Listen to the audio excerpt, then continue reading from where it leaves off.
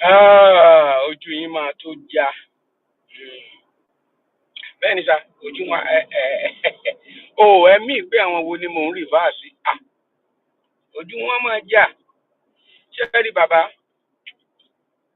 Olúwo nígbà mo ń dàgbà. Mo dẹ̀ mọ̀ pé ẹ̀yin lẹ bí wa. N tí mi ń sọ tó bá jò tọ́ àbí irọ́ ni. That time when we dey grow up, if you dey beat a child, dey beat am. The first time when you beat am, e go say come. When that child sleep, e go dream again. Àwa lálàá bàbá, àwa lálàá tí wọ́n nà mí. Ṣùgbọ́n tí n bá jí, ṣe rí ojú àpá yẹn màá wá wò, inú àwa máa bí mi, ọkàn mi á sé. Gẹ́gẹ́ bí ọmọ kékeré, ohun tí mò ń ṣe lójú tèmi yẹn, ó tẹ́ mi lọ́rùn. Ṣùgbọ́n lójú àwọn tó nà mí, nǹkan yẹn ò dáa. Ẹ wá mọ wàhálà tó wà láàrin àwa méjèèjì bẹ́ẹ̀ yẹn. For example, wọ́n ní kí n lọ wẹ̀ láàárọ̀. Mi ò dẹ̀ fẹ́ wẹ̀ láàárọ̀ torí pé mo gbà pé òtútù mú. Wá ti torí ẹ̀ nà mí wá punish mi. Gẹ́gẹ́ bí ọmọ kékeré. Ẹni tó ní kí n lọ wẹ̀ ṣé mọ̀ pé ó fẹ́ràn mi ni. Àbí bàbá? Èmi tí mi ò wẹ̀, wọn ò wá béèrè lọ́wọ́ mi pé kí ló dé kán pè mí jókòó kán ṣàlàyé ìdí tí mo gbọ́dọ̀ fi wẹ̀ láàárọ̀. Kémi wá sọ fún ẹ pé òtútù ni. Tí n bá ti wẹ̀ láàárọ̀ mi mo máa ká ní ilé ìwé mi ní mọ bó ṣe ń ṣe mí, àwọn èèyàn á máa bú mi, á máa sùn. Àwọn ò pè mí kán dialogue pẹ̀lú mi, wọn ò bá mi sọ̀rọ̀. Lílù ni. Bàbá wa mọ̀ nǹkan tó yà mí lẹ́nu. Wọ́n ṣe ń lù mí yẹn lọ́kàn mi ń gbóná sí. Ni mò ń korò ojú sí àwọn tó ń lù mí yẹn. Torí àbúrò ìyá náà jẹ́ sẹ́mi. Ẹ wá mọ̀ wá dé stage kan, lílù ò wá jọ mí lójúmọ́. Mo wá bẹ̀ sí gbójú agan sí wọn. Ibi tí mo bọ̀rọ̀ mi bọ̀ ni wípé in tó máa padà ṣẹlẹ̀ sí Nàìjíríà lẹ́rí yẹn. Ìbọn, ọkọ̀, ìhàlẹ̀ ọlọ́pàá, ìhàlẹ̀ ni kò ní nígbà kan. Bàbá ẹ̀yin lẹ́bi wà nígbà kan tá a bá rí sójà láàrin ìgboro àmọ́ sá ni.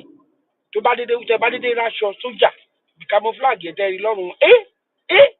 Ní báyìí sójà ń wọ slippers. Wọ́n á rán sójà tẹ̀lé obìnrin lẹ́yìn. Sójà wá gbèjà obìnrin á máa jà, òun àtàwọn ará àdúgbò wa máa jà. Ẹ ti ń tẹ́bọ̀ Nàìjíríà, ìjọba Nàìjíríà. Èmi gbàgbọ́ pé Tinubu yẹ kó mọ̀ pé nǹkan tí mi ń sọ yìí. Ẹ máa jẹ́ kí ìlú yẹn, ẹ máa jẹ́ kí àwọn coconut head yìí, ẹ máa jẹ́ kún ó tẹ́ bá sún wọn débì kan kò wá ní sí ọ̀nà àbáyọ mọ́. Mélòó lẹ wá fẹ́ pa? Torí ẹ ti pa wọ́n sáyé tẹ́lẹ̀ báyìí. Then iṣẹ́ rere tẹ́ ẹ̀ ń ṣe ẹ jẹ́ kó yọ nítorí pé ẹ̀ ń abuse right àwọn èèyàn. Ẹ ò sí okay. Mo rò pé ó ní àjọ tó máa ń fi nǹkan yé àwọn èèyàn. Ó lájọ kan tẹ́ ẹ gbé kalẹ̀, mo ti gbàgbé orúkọ àjọ yẹn. Bí akíní kan orientation àbí nǹkan kan, national orientation kíní.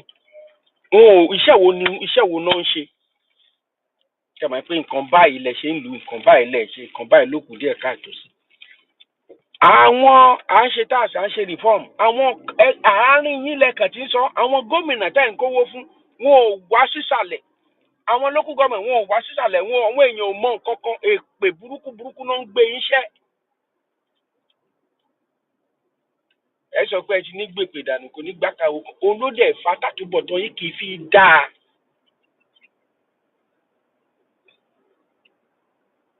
Nígbà yẹn tí wọ́n ń nà mí yẹn, àwọn fẹ́ kí n ṣe nǹkan tó tọ́, ṣùgbọ́n àìṣàlàyé fún mi kájọ jòkóó kò jẹ́ kó ṣeé ṣe. Nígbà tí ọmọ ààrẹ tó lọ ṣe birthday tá lọ ń pín báìbù 1 million tó ṣẹ̀ wá ń sọ pé òun ò pín báìbù yìí nìkan. Ẹ jọ ọdún wo la ti ń gbàdúrà lóyún yẹn despite the fact pé mo jẹ́ pastor. Ìgbà wo ló jẹ́ pé àdúrà náà fi túlù ṣe iye àwọn ìlú Amẹ́ríkà tá a wà ṣé àdúrà náà fi ṣe tó títí àdúrà ẹ lè gbàdúrà kí náà tàn ní bẹ́ẹ̀ làwọn olórí burúkú kan lọ kóra jọ sí di transformer lọ́jọ́ sí táwọn gbàdúrà táwọn rìbú kò sóògùn tó ń jà Nàìjíríà àwọn ogun tó ń jà yín náà wọn leaders yín local government chairman yín àwọn gọ́fúnà yín tó ń kówó rọ̀gùrọ̀gù fún lẹ́nu ọjọ́ mẹ́ta tó fọwọ́ yẹn ṣe nǹkan àwọn ológun tó ń jà yín kò ń ṣàjẹ́ kò ń ṣojú kò ṣe ojú pásítọ̀ kankan ò lè ṣe nothing ní Nàìjíríà ẹ wo gbogbo ọmọ ṣe dákẹ́ ẹ wo bàbá Adébóyè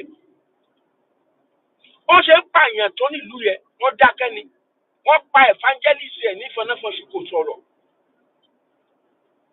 gbogbo bí káàní ṣe ń sọ̀rọ̀ bá ṣe ń ṣe kí nìkan tí Daniel buhala ọmọ àlè olórí burúkú yẹn tó gbéra yín Daniel yẹn tó lọ engaged jáde tí ò bá sí genocide báwo ni IDP camp ṣe wà everywhere báwo ni IDP camp ṣe wà everywhere náà ẹ wo lẹ́nu òmọ́kiri bó ṣe wá tẹ́ tó fewé àtẹ́tẹ́ di Amẹ́ríkà ò ní báyìí kúrò lánàá tó fẹ́ wá pa yẹn torí wípé ó ṣáà fẹ́ gba ipò mínísítà lọ́dọ̀ ẹ̀gbọ́n mi Tinubu ó fẹ́ wá bàjọba ẹ̀ jẹ́ olórí burúkú kúkú ní ẹ̀yìn òǹgbẹ́ ṣe bí mo rí ẹni dání ní London tó sọ pé Tinubu jọba rẹ̀ Tinubu ìṣèjọba nígbà tó fẹ́ ṣe ìdìbò ńgbà yẹn ó rò pé Tinubu kọ̀ bí ìwọ̀ ó ṣe rògbòn bí rògbòn òkúkọ tó fẹ́ kú tò níjọba imagine so iná ọ̀chẹ́ bàbá nǹkan tí mo sọ bàbá wo ni wípé káwọn èèyàn àwọn tí Tinubu kó mọ́ra kán máa intimidate àwọn èèyàn tó bá yá àwọn ọmọ wọ̀nyí máa di gánakú wọn kò ní ìbọn ò ní dẹ́rù bá anybody mọ́ that's just the thing. àwọn ọlọ́pàá tó ń ṣe yéreyére ẹgbẹ́ tó kún lóòótọ́ ṣé kò yẹ kó ti rìtáyà ni ṣé ẹ̀gbọ́n rẹ lómi tó máa fi síbẹ̀ ni. International body ń wo Nàìjíríà náà ebi àgbà fọwọ́tẹ́kẹ́ yìí ó pọ̀ jù ohun èèyàn ò jẹ́ kéèyàn sinmi má pè é tọ̀súntò owó ni kí ló dé epo tẹ́ ẹ yọ yẹn owó tó ń wọlé ń bẹ̀ IMF sọ lẹ́nujọ́ mẹ́ta yìí pé gbogbo owó tó ẹ̀ ń pa òun ló fẹsẹ̀ rìn kó Nàìjíríà ẹ jẹ́ kí n ṣe báyìí fún ẹ̀gbọ́n mi kí lórúkọ Minister for Finance mo gbé fún ẹ bàbá mo gbé fún ẹ mo rí yẹn ṣe jù gbà síbẹ̀ Wálé ẹjú ìyá ti rántí orúkọ ẹ̀gbọ́n ṣe rí nǹkan tó ń ṣe wípé owó tí ń wọlé gbogbo owó tó máa wọlé ibi tó máa gbà bọ̀ ẹ dẹ̀ ṣọ́ dáadáa ẹ má jẹ́ káwọn ọmọkọ́mọ ẹ má jẹ́ kí wọ́n wọnú ẹ̀ owó rìn jáde Nàìjíríà anyhow ni ẹ ṣàfẹ́ kí gbogbo nǹkan gbà kàtà yín ẹ dẹ̀ devolve power ìgbà yẹn ni kíní yẹn lè ṣiṣẹ́ ìgbà yẹn kì í ṣe pé kílùú kan kó máa mu ògógóró káwọn kan sọ pé àwọn ò mu ògógóró kan sọ pé ṣẹ̀ríà làwọn fẹ́ ṣe ká dẹ̀ máa náwó ògógóró kílùú kan kó gba aṣẹ́wó láàyè kẹ́yìn sọ pé haramu ni ẹ wo Ayatollah tó sọ pé kí lórúkọ wọn Iran ọmọ ẹ ṣe márèjì kó ló ìjáàbù náà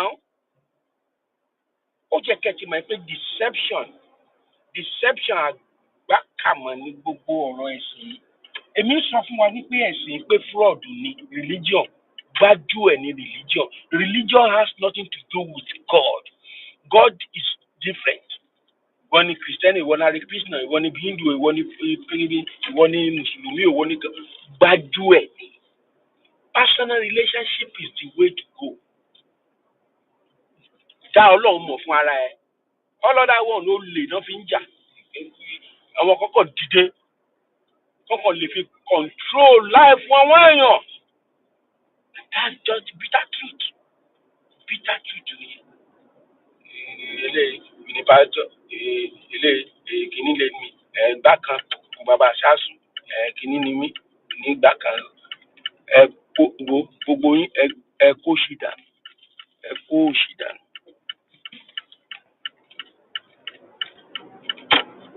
ẹ kó ṣì dànù, ẹ fi build empire ni. You can imagine Iran ibi tá ti sọ pé ká má lo jab ká má ṣe tó bá lo jab o lè ṣe kíkan. Even gan Saudi Arabia tó jẹ́ baba ńlá baba kú yín tẹ́ ti lọ ń jòkúta kò dẹ̀ sí sàtáànì kankan bì kan àwa ni sàtáànì bí tẹ́ ti lọ ń jòkúta. Wọ́n ti change demography, wọ́n ti change gbogbo bọ́n ṣe ń ṣe ìgbésí ayé wọn. Tẹ́ ẹ sọ̀rọ̀ ayé lórí burú kalẹ̀. Can you imagine Nàìjíríà àwọn èèyàn máa jà lórí ẹ̀sìn lórí kìíní Boko Haram dẹ̀ ń pa wọ́n. Kẹ́ ẹ máa yìnbọn pa wọ́n kí wọ́n sọ pé aláwa kú bá o.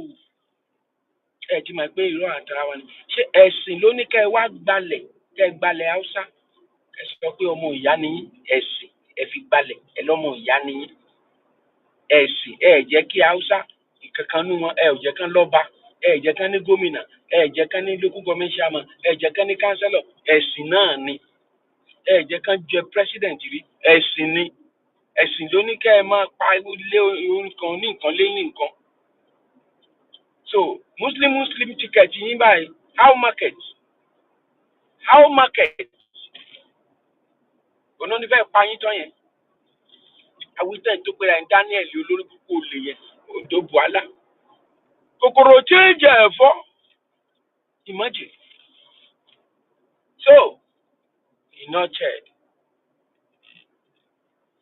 tí mo ń bọ̀rọ̀ mi bọ̀ ni wípé àwọn tẹ́ ẹ̀ ní lára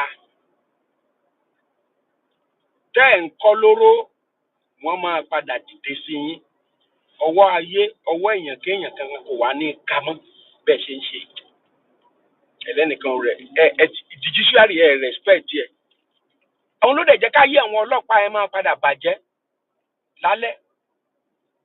Àwọn ló jẹ́ ká yé wọ́n máa bu bí kòkó jùmù lọ́jọ́ alẹ́. Imagine ẹ kàn intimidate ìlú yẹn ẹ ń ba ayé ìlú yẹn jẹ́. Ẹ gbọ́rọ̀ lẹ́nu ọmọkùnrin yìí náà.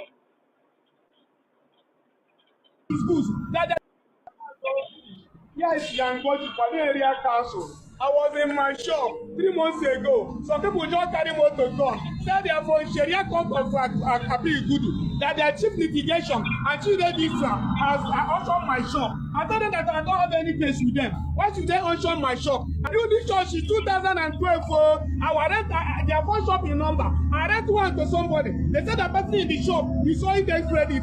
I told the person owner, why can't you provide his goods? That the goods in that shop, they know nothing about the goods. They say what they know is they want to take that shop. I tell them the person should come to the court and tell them if I'm the owner of the shop. I go there. Even though I'm a Christian, I tell them why should a Christian go to Sharia court? They say I must come if I'm the owner, that they will leave me my shop. I take all the documents to them. Even when I reach there, they even see the document, say they will do investigation. All I see today, they just come here, carry paper come, say that I auction the shop, that they are doing handover because I'm a Christian, because I'm Igbo, they collect my shop, Sharia court, even if they will follow the law. As a Christian, what I have to do with Sharia court? They go to what is happening in Nigeria. They carry my case there. Even when I appear, they did not listen to me. They bring the other judge, the judge that wants us and what happened. They remove the judge, said that in charge of who the moving judge. They remove the judge. The judge cannot tell my goods, my shop for nothing. I done nothing. Even if I have case with them, I would have said that with me. But I don't have any case with them. I have not appeared before their court.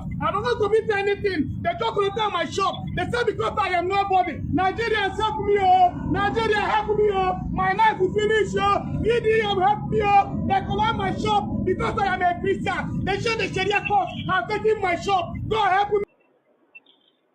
So Muslim ticket yín lélẹ́yìí o ẹ̀gbọ́n. Àwọn tó ń ṣe léyìí wọ́n ń sọ ẹlẹ́nu wọn bàjọba ẹ jẹ́ ẹ devolve power yìí. Devolution of power is the way to go. Let people govern themselves with their culture and their values. Igbo la ìwọ mọ́ni ìwọ moribawi. Ìlú ẹ ó wà ń bẹ̀ ó develop ìlú ẹ. Bẹ́ẹ̀ bá ti dé ìlú onílùú ẹ máa ra kínní ẹ máa ṣe. Àwa gan ṣì máa lé yín kò lóńdó. Gbogbo ṣé sàríà nìkan ló ṣiṣẹ́. Can you develop ìlú yín? Let everybody develop their space. Kí ló ṣèlú yín? Kí lè ṣe tẹ̀ ń sápò ń bẹ̀? Why? tẹ́ bá dẹ̀ délu onílùú nìyẹn tán fún yín lé ìka kan ò ní bọ̀ yín nídìí ìyẹn kọ́kàn yẹn gan kọ́ ló tiẹ̀ ń ṣe mí ṣùgbọ́n òótọ́ ọ̀rọ̀ òdèdè ká má sọ ẹ̀yin gan ní lọ́wọ́ ẹ̀yin arábí ẹ̀ ní lọ́wọ́ torí pé o jẹ́ Ìgbò torí pé o jẹ́ kìnìkan nígbà kan oògùn kò bàbá ṣe àṣọ ara tá à ń sọ nìyẹn pé Nàìjíríà ò ní ṣiṣẹ́ òfin yẹn sọ pé ibi tẹ́ ẹ bá ti dé ẹ lè establish síbẹ̀ nítorí pé ọmọkùnrin jẹ́ kìrìsìtẹ́nì báyìí kí jẹ́ Ìgbò òun ló jẹ́ kán gbógun tì ṣùgbọ́n in tó ń dùn mí fáwọn Ìgbò nìyẹn wọn ò ní if you see the big house Igbos build in their village they will not develop their own territory. I don't know why are you developing other places? Why can't you develop your own area? I don't just know. Ẹ̀yin ẹ̀gbọ́n àwọn táyìn náà tó bá pẹ́ tó bá yá word of mouth àwọn èèyàn ayé bí o kidnapper ti pọ̀ burúkú olè gbogbo ẹ̀ many things ló ń lọ reason be that pé ẹ ò ṣiṣẹ́ désàlẹ̀ o àwọn tẹ́ ẹ kówó fún wọn o kò désàlẹ̀ irọ́ náà ń pa fún yín o ẹ̀gbọ́n mi irọ́ náà ń pa o èmi mo lè bá yín sòótọ́ ọ̀rọ̀. 3 million ìtàkùn tàbí ẹ kò dín sísí kò dín 1 naira. ẹ wo ṣe rí gbogbo nǹkan tá a rà yìí kò ṣe nǹkan tó lọ fà ó ti yé yín máàní yìí olórí burúkú máàní Tinubu àbí kí lọ́kọ̀ orúkọ ẹ̀ kò wọ́n síbi láti wọ́n fi tẹ̀mítì òye mi náà o bàbá because òye mi o. ẹ máa wọ pé kò ṣe ònìkan ẹ tó sọ fún yín pé subsidy is gone àwọn òwò ló ń bá mọ̀ ń pa subsidy is gone tó bẹ̀rẹ̀ sí ta epo fún wa ní iye tó ń tepo fún wa yẹn civil servant ní ìmọ̀ ẹ̀ mọ ẹ̀dá ní ṣiṣẹ́ ni ọdún òkè ẹ̀yin náà ẹ̀dá kabèrè èlò náà sọ fún yín ọ̀kẹ́ ti rìtáyà how long lẹ́yìn wò wípé ẹ máa ra irú mọ́tò yìí báyìí tó ra Corolla yìí I bought this car 2019 inú Ògùn ni mo wà yìí 900,000 ni mo ra mọ́tò yẹn wọ́n wá gbé fún mi dílà mọ́tò yẹn báyìí tẹ́ ẹ̀ bá ní 12 million ẹ̀ lè ra tó kún bọ̀ ẹ̀ náà ẹ̀yin tẹ́ ẹ jẹ́ civil servant báwo lẹ ṣe fẹ́ ṣiṣẹ́ ra mọ́tò yẹn ṣé ẹ lè kọ́lé gan láyé mọ́ wọ́ṣà tó yẹ ká máa béèrè lọ́wọ́ ara wa nìyẹn ṣé ẹ lè kọ́lé mọ́ ni. débà sí báwọn ọmọ tó tún kọ́lé fún ọ débà sí ọ̀hún láyà àwùjá lómi ìjẹ lára àwọn tíṣàsì yẹn ilé mẹrẹsì lè lómi àgbé. ẹ láwọn èèyàn tó ń ṣe kidnapper tó ń ṣe gbogbo ẹ̀ ṣé irú bóyá tó bá sí kidnapper àwọn èèyàn wọ́n lè máa lo gbogbo àwọn lọ́sùkà tẹ́lẹ̀ lóyún tó easy ni ẹ wọ́rú ẹ̀gbin tó ń ṣe kínní ìbá ó kàn jẹ́ wípé àwọn àtàlẹ́ sanwó yẹn kò easy fáwa náà he said we should pay 800 naira láti ibi tó ti gbé wa sí ibi tá à ń lọ aṣọ pé ó ti pọ̀ jù èló ní epo tó ń rà láyé Buhari ṣẹ́kọ̀ọ́ yẹn náà rà right now ẹ ń tepo fún wa epo wọn fake lẹ́tún tà fún wa epo yẹn ẹ ra epo yẹn kẹ lọ gbé síbì kan ẹ má gbé sínú ọ̀run o ẹ filẹ̀ fún 2 days tẹ bá máa bá bẹ ṣe fi sílẹ̀ ẹ depo yẹn sínú generator tẹ bá máa bá bẹ̀ mọ́ ó máa gbẹ ni ṣe bá máa ń repo máa lọ ń gbé sínú inú ibi tọ́gẹ̀dẹ̀ wà àbí ọ̀gẹ̀dẹ̀ tẹ máa bẹ́ẹ̀ kó níbẹ̀ many things wrong ó ti yé yín 18 to 20 million children they are out of school in Nigeria today àwọn ọmọ yẹn ló máa bá yé àwọn ọmọ tó ń lọ school yìí wọ́n máa bá yé wọn jẹ́ lọ́la believe exactly 20 million children bó ṣe máa padà rí náà nìyẹn wọ́n dẹ̀ kí ń ṣẹlẹ̀. they are out of school today àwọn kan dẹ̀ ń tàkàkà wọ́n rán ọmọ wọn lọ school mo ti réyàn tó send receipt tó fi sanwó ọmọ school ọmọ tó ṣẹ̀ṣẹ̀ wà ní primary 1 mo lè fi kíní yẹn bí báyìí o oyè yín àwọn méjì ó san 922,000 naira oyè yín 922 ọmọ tó ṣẹ̀ṣẹ̀ wọ primary 1 first kíní nìyẹn first step ó nìyẹn o now ó ṣe wàhálà báyìí ó ń rán ọmọ yẹn lọ school right ó máa parí university kò ṣiṣẹ́ bọ̀ àwọn ọmọ tó wà out of school lénìí àwọn ọmọ yẹn ló máa pa àwọn ọmọ yẹn lọ́la ṣé mọ̀. torí àwọn yẹn wọn. pásítọ̀ wèrè ó sọ fún yín pé bí ìlú bá ṣe le tó kò ní le mọ́ yín kébi máa pa àwọn èèyàn ẹ̀yin ẹ̀ máa jẹun ẹ̀yin náà lọ ń bìlíìfù ẹ̀ ibi tẹ́ ti ń dín tọ́kì yẹn ẹni tó bí ń pa ló máa pa ẹni tó bí ń pa ló máa pa ẹni tó ń dín tọ́kì ẹ̀ mọ̀ ní common sense ní bìlíìfù àwọn wo lẹ́yìn rò bóyá di gbogbo kidnapper lẹ́nìí mọ̀ kọ́ ọmọ tá àtọ́ ni àná di kidnapper àná bẹ̀rẹ̀ láti fún 20 million 50 million ibi tó yẹ kí ẹ ti mọ̀ pé olórí burúkú ni máa yìí èèyàn pààyàn àwọn tó yẹ pé wọ́n sọ pé wọ́n ń ta powder wọ́n ń ṣe gbogbo ẹ̀ ẹ lè lọ fún wọn pardon ní presidential pardon ó lọ ṣe peace talk pẹ̀lú àwọn tó ti pààyàn more than 100 people. ó ṣẹ̀gbọ́n ló ń ṣe kí ni àwọn tó ń bá ìfẹ́ bí àmìlà gbogbo wa àdéhùn ẹ̀yìn orí burúkú a sọ pé àwa òkè ṣáwa òkè ni àwa òkè gbogbo àwọn rìpẹ́tà Boko Haram yẹn àwọn náà pa gbogbo wa lọ́la common sense ni wọ́n jí bàbá kan gbé lọ́ṣogbo báyìí bàbá yẹn san 10.5 million naira poor boy like me ó yẹ yín kò níran àwọn òbí ẹ̀ wọ́n lọ yá gbẹ́pọ̀n láyé ọ̀nà gbọmúlé láńtà náà fi gba owó yẹn náà fi sanwó yẹn tó bá jẹ́rú èmi iná wá jí gbé ńkọ́ lákàtúntò fún ọ pé ká pa mí dànù torí mi lẹ́bí mi lára ó ti yẹ yín so gbogbo àwọn nǹkan tó ṣẹlẹ̀ yẹn ẹ máa jẹ́ ká máa sọ pé bóyá dìgbà tó bá ṣẹlẹ̀ sáwọn àká tó máa sọ̀rọ̀ àwọn tá à rí ńkọ́ ẹ wá dúró àwọn olórí burúkú yẹn wọ́n fi àjẹyẹ tó lọ ń dúró síbi àwọn APC ẹgbẹ́kẹ́gbẹ́ mo mọ̀ sílùú wá o ṣé mi sì rí báyìí ẹjọ́ pẹ̀lú ìyà téèyàn ti jẹ yìí tó yẹ ká ti ẹ̀rọ àwọn èèyàn tó tún máa fọ́lọ̀ àwọn olórí burúkú ìsá èló lẹ́yìn ní school fees tẹ́lẹ̀ èló ní school fees báyìí ẹ sọ pé ẹ fáwọn èèyàn student loan a lè réyàn kan kó jáde báyìí kó fún mi ò rẹ́nìkan lẹ́gbẹ̀ẹ́ mi tó sọ fún ògbówó yìí náà mi ò rí èèyàn kan ọ̀kadà àti POS táwọn ọmọ yẹn ṣe láfta àtọ́wá graduate so náà lẹ́bi dá student loan padà olórí burúkú ló rù lù yín ẹ jáde ẹ sọ pé 330 billion fún household ààrẹ yẹn kankan ládùúgbò mi kó lọ àwọn tó ń bá ẹ̀gbọ́n ọ̀sẹ̀ tó tún tẹ̀lé ẹ tó sọ pé ẹ tún pín 300 billion àwọn tó ń bẹ̀gbọ́n ṣiṣẹ́ lọ́ta ẹ̀ ṣé 300 billion sọ́wọ́ kékeré ẹ máa gbọ́ nǹkan tọmọkùnrin sọ́ọ̀sì kò dé sàlẹ̀ fún àwọn tẹ́bi ń pa bílíọ̀nù àwọn ìwọlé wá pínwó yìí fún ta ló ń pè fún gbogbo owó yẹn ní IMF lọ kó tó jáde oríṣiríṣi orí burúkú wá fún wa àrẹ ń bì nífẹ̀ẹ́ ẹ jẹ́ ká jáde kó kúkú pa gbogbo wa lẹ́kọ̀ọ́ ká pa wá dànù ó pè náà ókè nígbà tó yẹ pé àfẹ́kù tí gbogbo wa ń sọ báyìí wọ́n ń pa wá dànù lẹ́yọ kọ̀ọ̀kan ẹ wo orú nǹkan tó ṣẹlẹ̀ ńlọrin náà ẹ wo wúmà yẹn wọ́n pa èèyàn 3 sí lọ́rùn lọ́jọ́ kan ṣoṣo wọ́n pa ọkọ ẹ̀ wọ́n pa ọ̀rẹ́ ọkọ ẹ̀ wọ́n pa ọkọ àbúrò ẹ̀ òun nìkan ó dẹ̀ jòkó tó kú yẹn báyìí ó dẹ̀ ń sunkún tó bá ṣẹlẹ̀ sẹ́mi àti yín kọ́ ẹni tó bá ti kú kò ní padà wá mọ̀ ẹ jẹ́ ká bá àwọn bíbù yìí fà wọn pọ̀ tó wa tẹ́ bá fẹ́ pa wá kán pa wá bọ̀ a máa mọ orísìí tá a fẹ́ fi kú ìyá yìí ti pọ̀ jù gbogbo àwọn kidnapper tẹ̀sí rí ó sì kéré ó yẹ yín kidnapper tó ṣe ń bọ̀ ó sì pọ̀ wọ́n sọ pé ọlọ́pàá àwọn olórí burúkú àwọn ọmọ yahoo nínú wọn ń dùn pé ṣèbọ̀ ọlọ́pàá náà pa wọ́n náà pa ọlọ́pàá wọn gbà bọ́ lọ́wọ́ wọn mọ̀ pé bọ́tán gbà yẹn ẹ̀yìn náà wọn á tún fi pa láàsì àwọn nǹkan yóò make sense nǹkan tó ṣẹlẹ̀ rí ló ń ṣẹlẹ̀ lásìkò bàbá olórí burúkú yìí lè rí girlfriend láyé mọ́ báyìí gbogbo wọn hook up náà ṣe ìyàwó ilé gan ó lọ ń gba pọ́nrán onípọ́nrán láti jẹun ni ọkọ ẹ̀dẹ̀ mọ̀ ń pa ẹ̀. ẹ fún apẹ́ ọ̀tà bọ́tú wọ̀tà. bọ́tú wọ̀tà. èló náà ta sìmẹ́ǹtì kí náà yìí tó débẹ̀ èló náà ta right one. ẹ̀gbọ́n ṣe lóòótọ́ ni o ẹ̀gbọ́n Moses wọ́n ní pọ́nrán onípọ́nrán níyàwó ilé lọ ń gbà òkú tó fi jẹun. I want to buy car again wèrè mi àwọn sọ fún mi pé ìyanu á ṣẹlẹ̀ kí ni sí ọwọ́ mi tí mo fẹ́ fi rà á gbàgbé ìyanu tó o bá ṣiṣẹ́ kò ṣiṣẹ́ ìyanu kankan mọ́ gbogbo ṣe ìyanu tó wà lọ́wọ́ ti ṣe kò sí mọ́ àmì fọ́mà.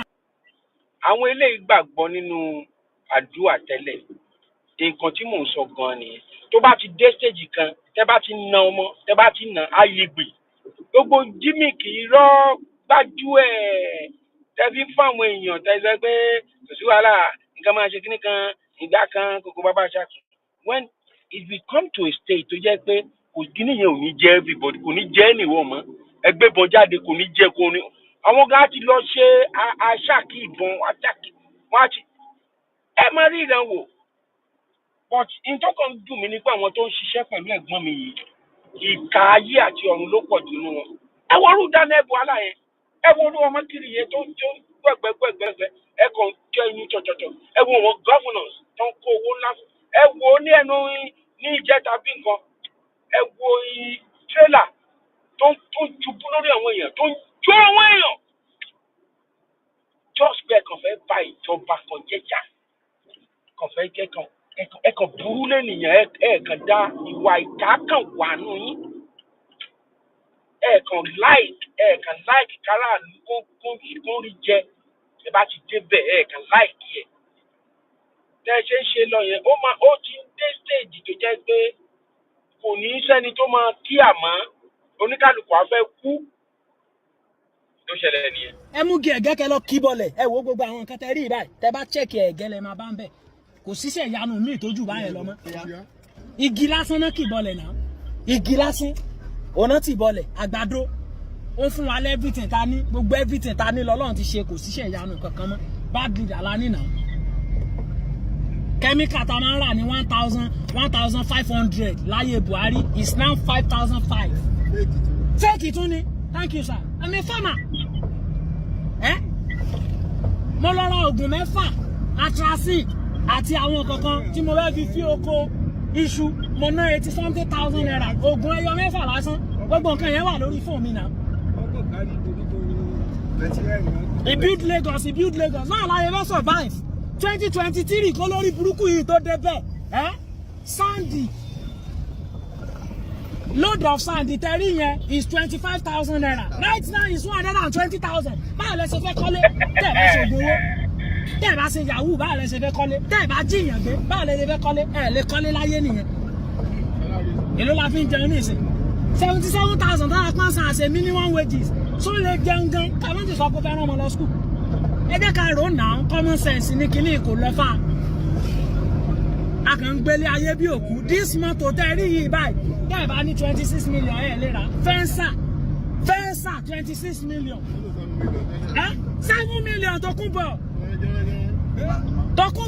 26 million lẹ́wọ̀n yẹn bàbá mi mọ iye èjì yín ni bí a ṣe wà tó bá jẹ́ kó Amẹ́ríkà lẹ wà báyìí ẹ ti máa wà more than 50 báyìí ẹ tó bá ti pé 50 years lamẹ́ríkà lẹ́tẹ́ 30 years báyìí bàbá mo mọ̀ dáná o can you imagine ìjẹ̀wá ní pé 80 years ṣe rí láì tẹ́ bá dẹ̀ ti wà lamẹ́ríkà àbáwọn ìlú tó work at the age of 50 gọ́ọ̀mẹ̀ntì ló máa tẹ́kì ẹ̀yìn wọn ní resources tó wà ẹ máa gbélé ọ̀fẹ́ mọ́tò ọ̀fẹ́ oúnjẹ ọ̀fẹ́ àwọn dókítà tá a máa tọ́jú yín ọ̀dọ̀ yín ni wọ́n máa sùn wọn bí bàbá wọn bá kúrò mẹ́ tọ́lẹ́ ní ti lè ṣẹlẹ̀ sí yín lóru ká bá kúrò ẹ̀wọ̀n náà lọ àbí ká pa wọ́n dànù. now ẹ̀yin ẹgbọ́n nǹkan tí màá ní sọ báyìí gbogbo àwọn tó wà ní mọ́tò yẹn ń sùn wọ́n gbà pé gbogbo nǹkan tó sọ pátá lóòótọ́ ni bí gbogbo nǹkan tó wà létí ò bá táwà ọ̀bá mọ̀ Amẹ́ríkà tó sọ yẹn sì ṣe tìrí bẹ́yìn so the problem public orientations and kéèyàn kan máa lọ for example governor kó dẹ̀ kó convoy ayérayé níbí báyìí sẹ́ni tó ń ṣe yẹn Madagascar fúnra ẹ̀ lásán president yẹn ló ń wàlá ẹ̀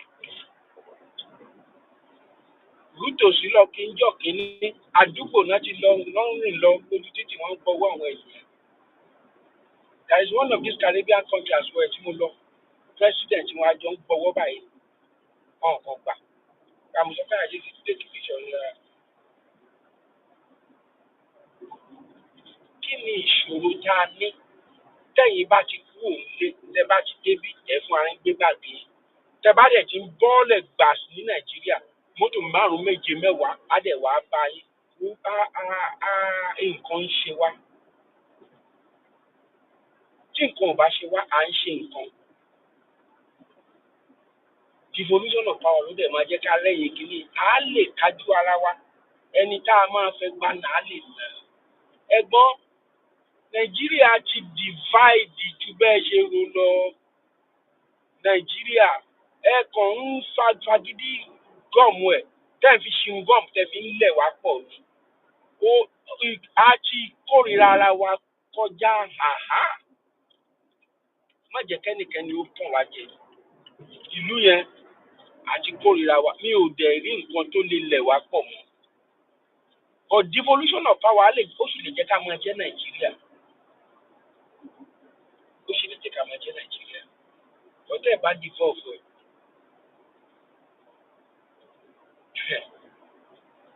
ìbẹ́pẹ tó bá kán lápọ́njù ó máa jábọ́ tó máa fọ́ ni afọ́ká wà ní ṣe jẹ mọ́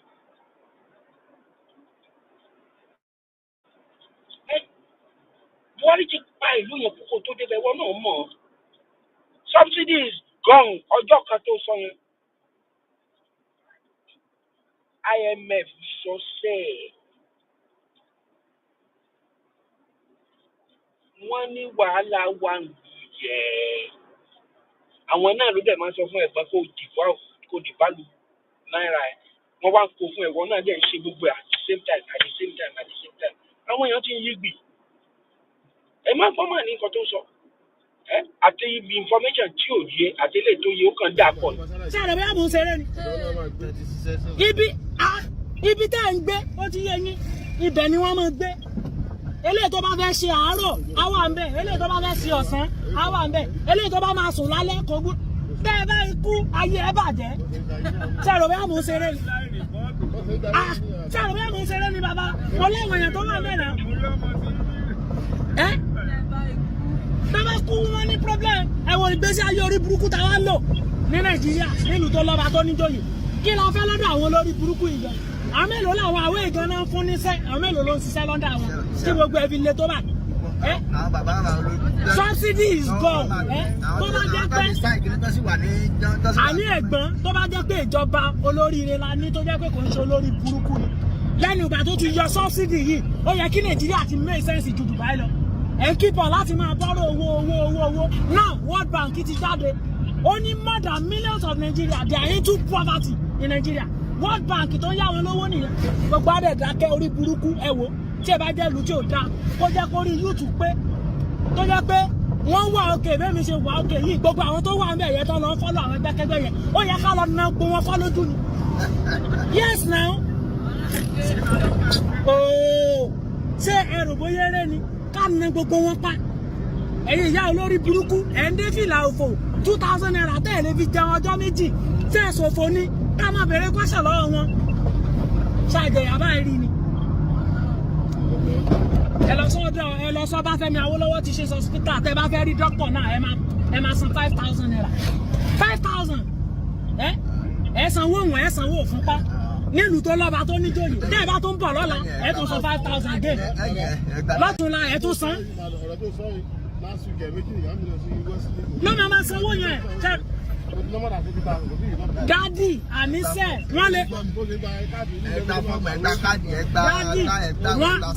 wọ́n lè kọ tẹ́sì mẹ́ta fún yín. Tẹ́sì ẹyọ kọ̀ọ̀kan lè jẹ́ 30,000.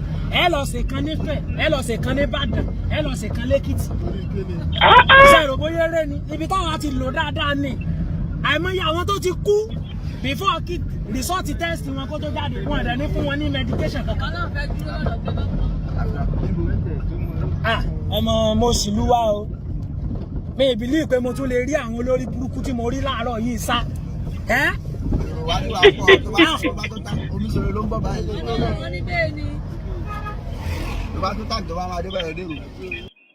Now, gbogbo nǹkan tọkùnrin sọ yìí ṣé ó gbẹnu ẹ̀ dáadáa torí ọmọ ìlú ni ara kan bẹ́ẹ̀ ọ̀pọ̀ nínú àwọn ará Nàìjíríà lára kan ju ọmọkùnrin yìí lọ. Mo rántí Sowore ẹ sanwó àwọn ọlọ́pàá ẹ má fìyà jẹ wọ́n mọ́ ẹ increase owó wọn ẹ ṣe gbá kan àwo kan kókó bàbá aṣáàsùn kí náà padà fi san Sowore. People were brought to court because they said they protested against a court order. We were still challenging the propriety of even the arraignment on the ground that you said people violated court order by protesting. We never heard of a constitution in this country, even despite all its defects, designating places where people should protest. If a protest is illegal, it is illegal. If it is not illegal, it is not illegal. You cannot say people can protest in that street, but they cannot protest in this street. And you are so confident that that will be justified. But today, the police were disappointed in judiciary. They have been masquerading themselves as law enforcers. They have been blackmailing the defendants that they protested against a court order. But what we witness in court today is a direct opposite of the propaganda they were selling to the public. Majority of us have already fallen to that propaganda. Majority of us are already accusing the defendants. Why did they protest when there is a court order? But what we saw here today was that the magistrate courageously granted bail. That is another of court. He gave a very liberal bail conditions. He said there should be 2 shorties worth 500,000 with tax clearance and means of identification. The police were so disappointed, and I even heard that some of the people in Mufti here, they are senior police officers. They came to monitor the proceeding with about more than 50 police officers in this court. There were 2 roadblocks in the morning. The entire premises was cordoned off. At the end of the day, when they saw that the bail perfection was in process, CSP Iliasu led brigade of police officers to come attack us together with all other lawyers and innocent people who were just in court premises to say they are good. The woman selling food here was handled. The table was destroyed. The food was destroyed. The Tore was bundled violently. People were holding his hand. People were holding his leg into that vehicle. In the course of that, some of us who ask questions, where are you taking him? In fact, CSP Iliasu brought a paper, which he called remand order. And we asked him to show us that remand order. He refused to show us. We asked him, if you are taking Tore to prison custody, on what ground can you do that? If he's not able to perfect the bail condition. And if he's not able to do that, and you are taking him, where are the prison officials? The prison officials will be here. Why must it be police? Why must it be you? In the course of that, they descended on everybody. I was injured. I was bloodstained in my beef. This is my beef. We were manhandled, and the Tore's cloth was torn. And they forced him into their vehicle, and they took him away. As we speak, we don't know where he is, but we are still trying to follow up on the bail perfection. If you perfect the bail today, then we want the police to justify why, whatever reason they have, to keep him. This is illegality. This is injury. Yes, this is my injury. This is 10. This is blood stain on my bib. CSP Iliasu led them more than 50 officers. People were, in fact, a lawyer was here. In another matter entirely. He was arrested. People were arrested. People were trying to cover with their phone. Individuals who have cases in court were abducted. As we speak, we don't know where they are. And that is what the police institution have done today. They talk about court order. There's a court order now. They alleged people are not respecting court order. But today they have come here to not just to violate court order, but to violate the sanctity of this premises. It's an embarrassment. And we call on the Attorney General. Because we know this is about Nigeria state. We call on the Attorney General. If the Inspector General of Police will not see reason, why they will not be reasonable in the face of any personal grievances they may have against or anybody, we call on the Attorney General to let sanity prevail. We call on the Nigeria Bar Association. They have come to destroy the sanctity of court. Police officers, they have come to violently the court sittings were interrupted. And this is a public outrage. Everybody here today is disappointed because it is not expected. We felt police have followed the law. If the magistrate had denied bail today, that would be a justification. If the magistrate had granted bail and the defendant are not able to meet up, that would be a justification. But this thing happened around to 11 when the court had granted bail in this city. That's what witness in court today. That's what witness. We call for the release of Oluwo Showore. That is very, very important. We call for his release. We call for his release. We call on the Nigerian Bar Association too to rise up. We cannot continue to watch things happen like this. Otherwise, people will lose faith in judiciary. People will lose faith in court process. Thank you. I'm done. Hold on. Yes, sir. Thank you very much. Don't worry, we're together. Yes, thank you, sir. You're not going anywhere. They are a bunch of thugs. That's what That's what they are. And if Nigerian law enforcement is going to be driven by thugs, this stuff was unnecessary. I was telling the guy in white, I said, talk to his lawyer. That is Iliasu. Why are you dragging him for? Talk to his lawyer. No, you have to drag him. That is CSP Iliasu. They broke everything all over this place for what? The OC anti-vice, FCTC ID. That is the person who led the thuggery and brigandage today. You know, it's terrible. You can't do that.